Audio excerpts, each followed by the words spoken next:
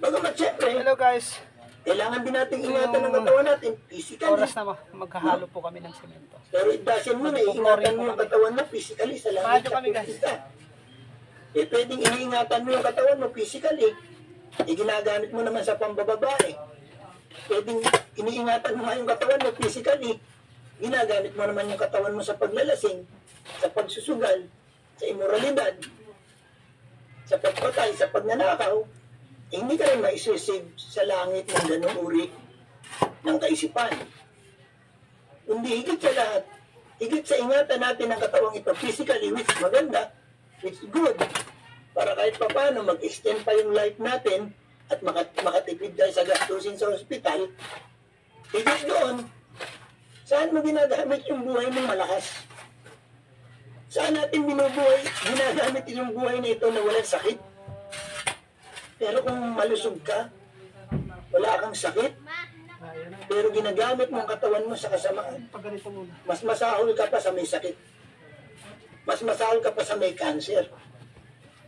Kasi sayang, no? Ang sasakyan, ginagamit para ihatid mo yung tao sa dapat niyang puntahan. Pero hindi dapat gamitin ang sasakyan para banggain mo yung isang taong naglalakad.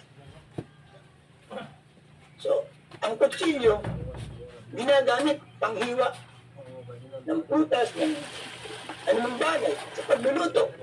Pero hindi dinisenyo ang kutsilyo para panaksak ng tao, para pumatay ng tao. No? Kaya, mga kapatid, mga magulang, no? Yung buhay natin itong maigsi, saan natin ginagamit?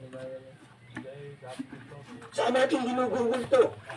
Dahil isang araw, no, ang ating buhay ay magwawakas.